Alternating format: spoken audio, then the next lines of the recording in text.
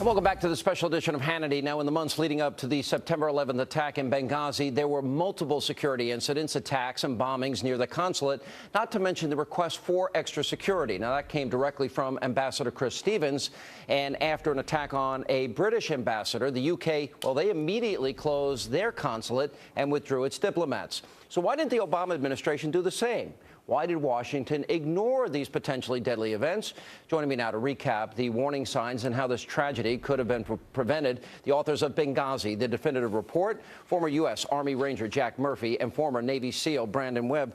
All right, I just brought this up a little bit with Liz Cheney in the interview, and that is, you guys report, both of you, that there, in fact, were a number of attacks that precipitated what happened that night in Benghazi, correct? Yeah, correct.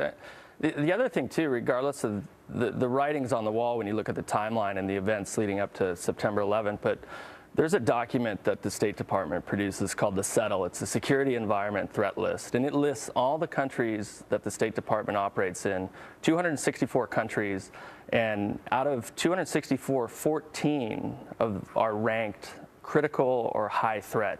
Now, Tripoli and Benghazi both on that list. So, again, it begs the question, how come no security resources are allocated to two of the most dangerous places on the planet, and who's accountable? So let's get the timeline right here. So the White House was involved initiating attacks against the group that eventually fought back.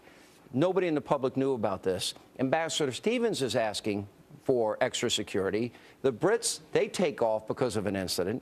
We're left there, and security at one point was even decreased.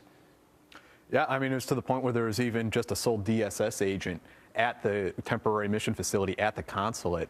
And I think one of the important issues you have to look at is, of these 14 countries where we have high threat embassies there, or consulates, is that each one of those is supposed to be designated as best value as opposed to the lowest bidder in terms of security.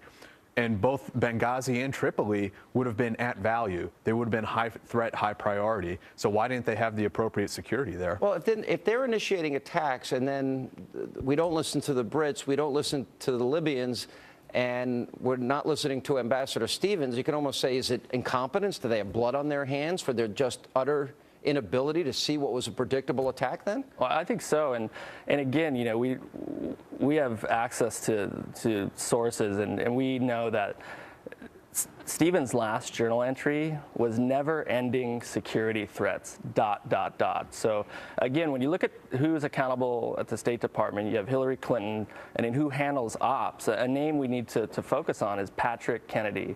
He handles the administration, the dictating policy, the allocation of security resources, and really, you know, the buck does stop with him. And then, as Liz was saying, they could have gotten there in 90 minutes and helped these guys out. They didn't, and the president, he got briefed at 5 o'clock and he was gone. Wasn't even curious about what was happening. You're in well, I think you're in a game of political musical chairs. Everyone's worried about CYA as opposed to getting those guys help. And excuse me, if I'm the president and I hear my ambassador is missing and our consulate is under attack, I want an update every 15 minutes. What's going on? What's going on? What can we do to help them? That's your representative to Libya. I mean, you have to be on top of that and know exactly what's going on. Well, you would think so. What is your thoughts? Do you think this is just utter, complete incompetence? Again, the Libyans warned. The Brits had their incident.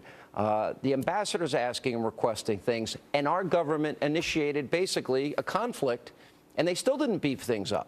I think when you're initiating covert operations inside an area, you have to deconflict those operations at a very high level, at the National Security Council level, out to the other agencies, the CIA, the State Department, and that wasn't being done. So the State Department and the CIA on the ground there in Benghazi that night couldn't have known that there would be some sort of retaliation. Yeah, and then they want the American people to believe, oh, this spontaneous uprising where people just had mortars in their back pocket and rocket-propelled grenades in their back pocket, and oh, it's connected to a YouTube video, but maybe it was more connected to the attack that they had.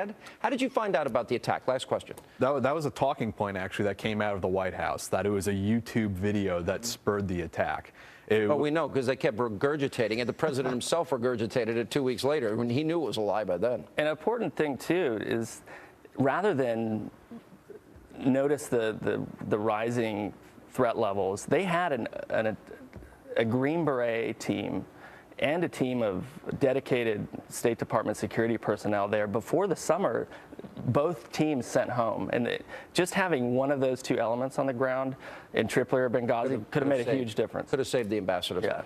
Yeah, and maybe Ty Woods. I mean, there were stories of incredible bravery, heroism, but shouldn't have been necessary.